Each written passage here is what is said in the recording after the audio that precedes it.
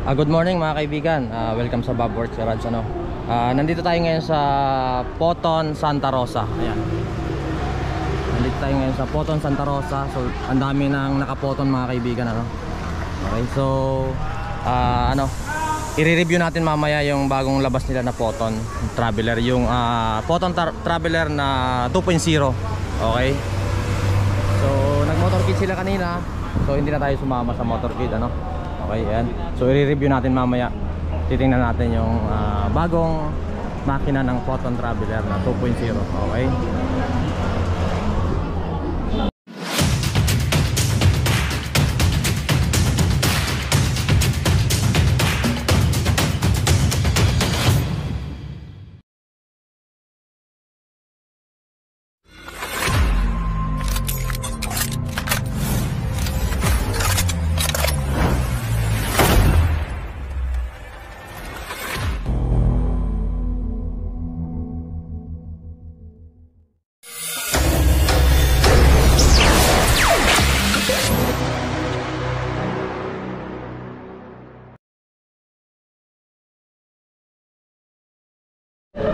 So yun mga kaibigan, ay i-review natin yung bagong Poton Traveler na 2.0 mga kaibigan, So ito yung loob niya. Ayan.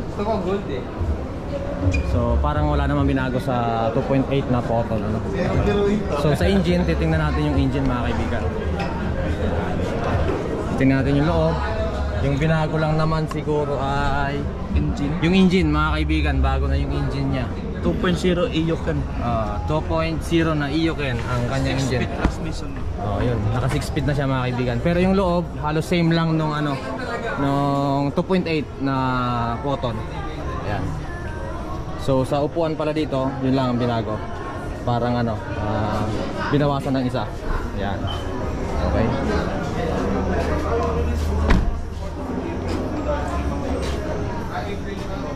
Sa loob, okay naman, same lang sila nung 2.8. Ayan. So sa labas, yung binago niya, yung grill. Ayan, okay. And then ito, iba na rin siya mga kaibigan.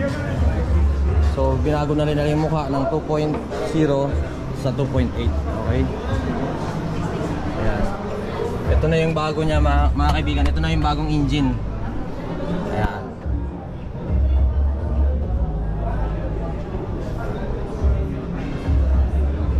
Nandito na rin ata yung kanyang oil filter.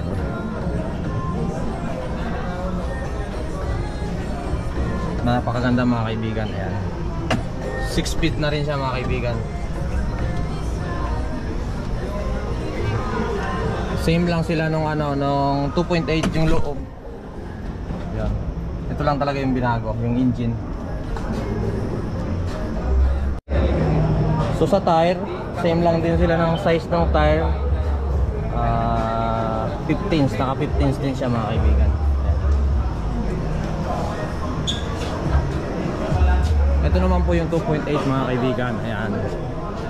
Halos ang binago lang ni 2.0, yung upuan ay pinawasan ng isa. Tsaka sa engine, magkaiba sila. Okay. Ang engine kasi ni 2.8 ay Cummins. Ayan, okay. So sa loob, same lang. Hindi, iba pala yung upuan nito, Ganito rin daw gagawin. Ganito rin. Pero lang, for sample lang. For sample lang ito. Okay, yun. Pero same pa rin daw. Same pa rin ang folding ng 2.8. Ayan. Ganito pa rin, para mas marami laman. 4. Ito kasi yung 2.8 nila na 16-seater.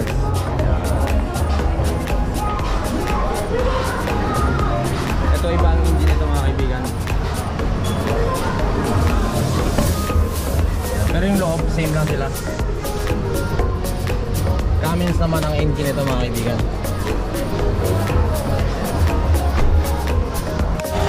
Okay mga kaibigan, so pinaandar natin yung engine. Ayan, mas tahimik siya sa 2.8.